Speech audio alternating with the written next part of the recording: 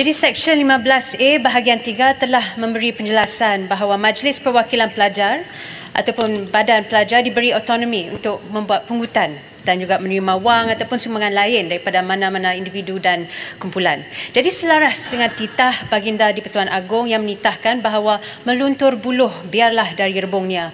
Langkah dalam memindah akta ini secara tidak langsung memberi ruang untuk menyemai sifat demokrasi. Penyemaian sifat demokrasi selaras juga dengan prinsip pembentukan negara Malaysia yang berasaskan demokrasi berparlimen. Jadi, kesannya golongan ini lebih cakna dengan proses dan juga perkembangan demokrasi negara. Jadi, pindaan di dalam akta ini juga membawa kebaikan yang tersendiri. Antaranya adalah dari segi penjanaan keuangan bagi mana-mana badan pelajar.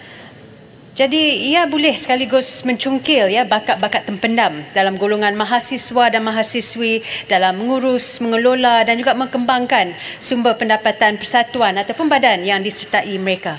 Jadi sebagai contoh, seperti mana yang telah disebut dalam Fasal 2, badan pelajar ini dapat bergerak bebas dalam mencari sumber pendapatan tanpa bergantung secara sepenuhnya kepada pihak universiti dalam pemberian dana untuk melaksanakan program. Jadi kesannya kita dapat melihat kreativiti anak-anak muda dalam menggerakkan sesebuah badan khususnya di dalam universiti.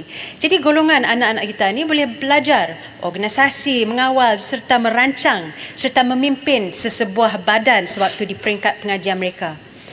Kesannya, bak kata pepatah Melayu, sambil menyelam, minum air, di mana kita boleh menggalakkan mahasiswa-mahasiswi bersifat kreatif dan berfikir di luar kotak dalam menjana keuangan bagi menggerakkan persatuan mereka secara melatih supaya mereka dapat berkomunikasi dengan lebih efektif. Jadi secara langsung ataupun secara tidak langsung golongan ini mampu bersifat berdikari dan juga mempunyai pemikiran yang kritis serta kreatif, malah dapat berkomunikasi dengan efektif untuk menyampaikan maklumat.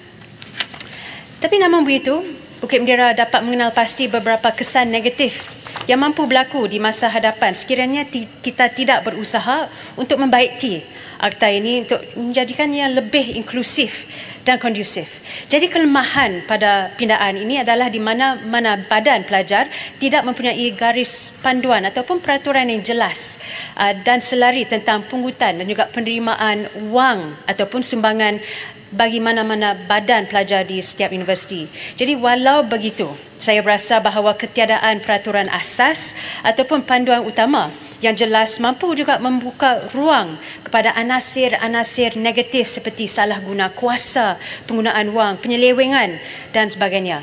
Jadi sebagai contoh, akaun simpanan wang badan pelajar di universiti boleh dijadikan sebagai tempat untuk meletak wang dana politik yang memihak kepada sesuatu parti politik. Jadi kesannya, mana-mana badan pelajar di dalam universiti mampu terjebak dalam gejala rasuah dan juga pengubahan wang-wang haram.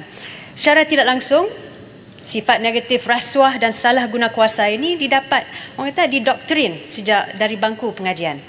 Seterusnya, antara kelemahan lain yang mampu dilihat dan juga menjadi satu kerisauan adalah akaun simpanan wang badan pelajar ini mampu menjadi tempat sementara bagi wang-wang rasuah dan sebagainya. Jadi perkara-perkara ini sepatutnya diteliti semula. Jadi saya pun nak menjemput sikit mengenai Seksyen 48 di mana Yang Berhormat lain telah juga mengeluarkan kekhawatiran. Jadi kalau kita tengokkan tempoh yang akan ditetapkan oleh lembaga ni, dia banyak persoalan yang mungkin ditimbulkan. Jadi tempoh lanjutan mungkin berubah mengikutkan perasaan yang mungkin berpunca dari perasaan tidak profesional. Jadi perkara ni kita perlu teliti semula lah. Jadi kesimpulannya, memang terdapat beberapa kebaikan. YB Bukit Bendera, boleh celah sikit? Saya nak habis 30 saat. Okey. Sikit je. Tadi saya cuba nak celah Datuk Indra Mahkota tadi, tapi tak sempat.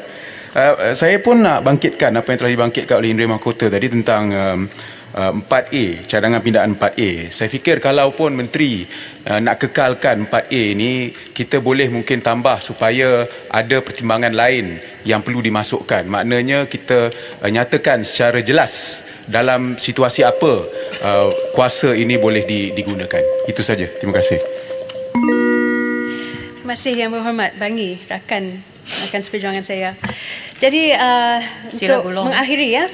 Okay, saya pun berharap agar pihak kementerian mengambil serius segala pandangan dan juga pendapat setiap ahli parlimen yang berada di dalam negara kita supaya kita dapat membentuk polisi dan juga dasar yang inklusif, yang kolektif demi kebaikan negara. Jangan lupa ya, demokrasi di universiti membentukkan pemimpin masa depan yang bertanggungjawab dan beretika. Jadi keterlibatan mahasiswa dan juga mahasiswi dalam demokrasi universiti memperkuatkan juga nilai-nilai kewarganegaraan dan juga tanggungjawab sosial. Terima kasih. Terima kasih Yang Berhormat Bukit Bendera.